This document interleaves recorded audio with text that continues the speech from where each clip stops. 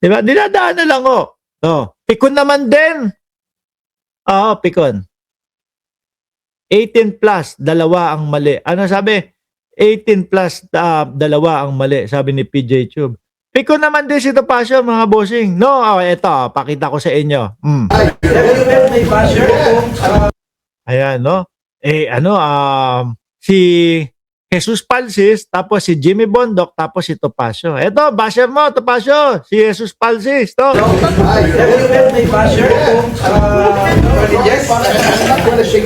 Hindi daw, I don't want to shake his hand. No, kasi hindi ako, hindi ako hipokrito. Pikon lang. Ang tanong, gusto ka din bang i-shake hands? Pero nakita niyo naman po yung composure ng tao. Si Jesus Palsis, mga kababayan, wala lang, ngiti lang. Hindi po ba? Ngiti lang. Oo. Kasi yung mga DDS walang ibang ginawa kundi puro mang-aasar, mang-iines, mambubwisit, mambuburaot. Pero ang ending sila pa. Yung mga pikon. Di ba? Pag may mga napikon, ano sasabihin ng mga DDS kapag napikon na sila? Aabangan ka. Ipapapatay ka. Ang lakas ng kapangyarihan ng maleta. Asan na ba yung maleta? Diyos ko po. Alam nyo, bobo din kayo Pinakitaan ni Saldico. Ito, mga DDS. No? Pinakitaan ni Saldico. Wala yung quote ko dito Magko-quote sana ako. Pinakitaan ni Saldico ng quote. No, tapos yung litrato ng mga maleta, nandoon lang sa hallway, no?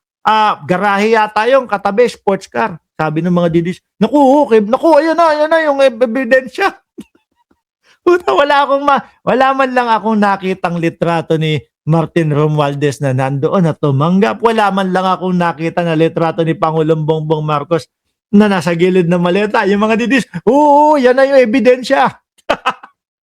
Gusto niyo ba ng ebidensya? Sandali lang, eto, pagkatapos nito, papakitaan, lalatagan namin kayo ng mga ebidensya din, So ngayon, dahil nga, syempre, kita na ni Jesus Palsis, napikon itong si Topacio, mga kababayan, lalo natin pikunin, lalo natin bisitin.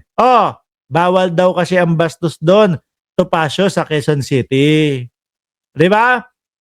Pagkatapos po, nung kamayan, hindi pala nagkamayan. Pagkatapos po, nung eksena na yon, mga kababayan, nag-post pa si Jesus Palsis. Breaking. Attorney Ferdinand Topacio dumating sa studio ng Bilyonaryo News Channel and Attorney Jimmy Bondoc was introducing. Meron na ba naging trabaho si Jimmy Bondoc? Di ba?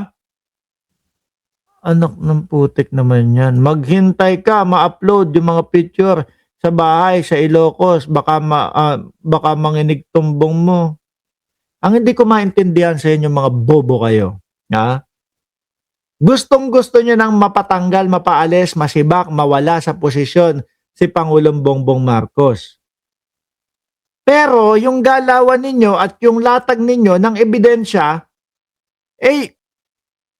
sa tamang panahon pa. Tatanungin ko kayo, mga DDS, gago ba kayo? Mga uto-uto ba kayo? Hindi, totoo lang, no? Dati ko pa kayo nakikita para kayong mga gago. Bakit to, mga kababayan? Kay Maharlika pa lang, no? Pulburon video. Panay ganun, paulit-ulit, pulburon video. Sila naman, no, mga kababayan. Naku, yari na kayo. Eto na, mga pulburon video. Kung iisipin mo, gusto nilang matanggal si Bongbong Marcos. Pero, yung ebidensya nila, 2 years pa ilalabas. Sa tamang panahon pa.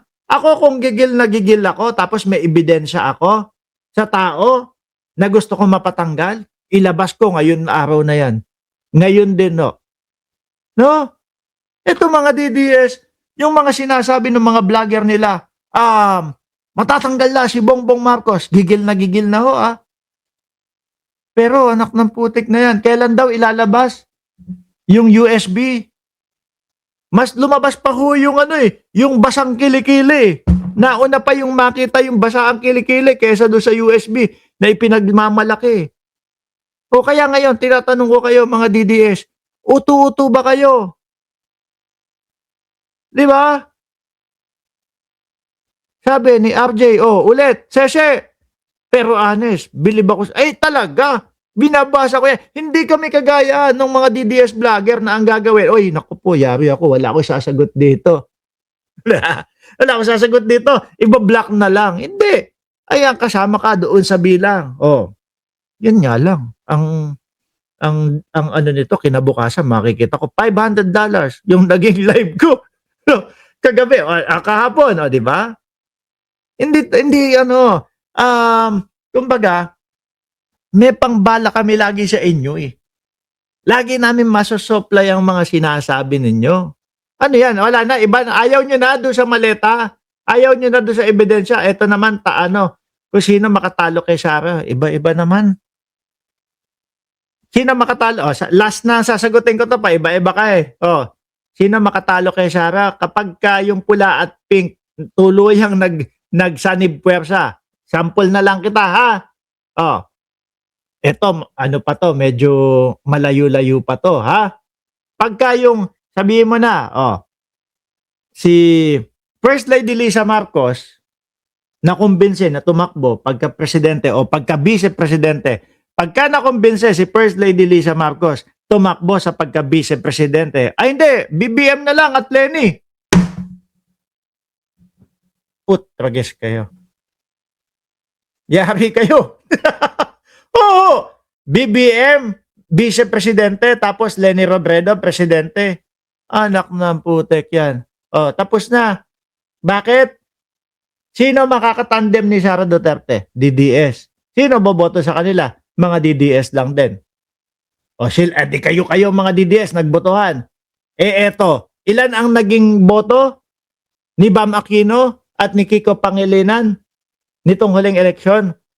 20 milyon yun Di ba? Ilan ang natitirang supporter ng Pangulo? Halos ganun din, 20 milyon. Di ba? 40 milyones pag nagsanib puwersa yan. Natural kami. Kung ang Pangulo ni Pangulong Bongbong Marcos sa susunod na eleksyon ay si Atty. Lenny Robredo, iboboto namin yun. Kasi yun yung tandem.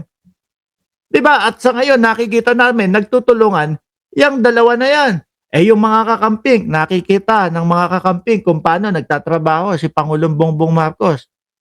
Iboboto nila si Atty. Lenny Robredo, presidente. Siyempre, dahil katandem at nakita nila, itong trabaho ni Pangulong Bongbong Marcos ngayon, yari na. Kayo lang dyan, mga DDS. I-partner mo si Robby Padilla, DDS, kayo lang din. I-partner mo si, sino ba yon? Yung nakawig. I-partner mo na kung sino man Poncio Pilato na nakawig ngayon.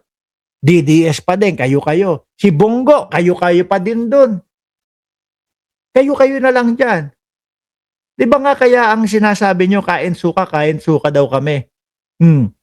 Para i-discourage tayo, mga kababayan, at magwatak-watak. Pero wala Sorry. Iba naman, bilyong corruption sa ang mananalo sa 2028, nag-iingay sa bilyong corruption. Wala na naman, iba na naman. Baya, pinagbigyan na kita lahat yata ng tanong mo. Sige puproceed na ako doon sa sa mga susunod na topic.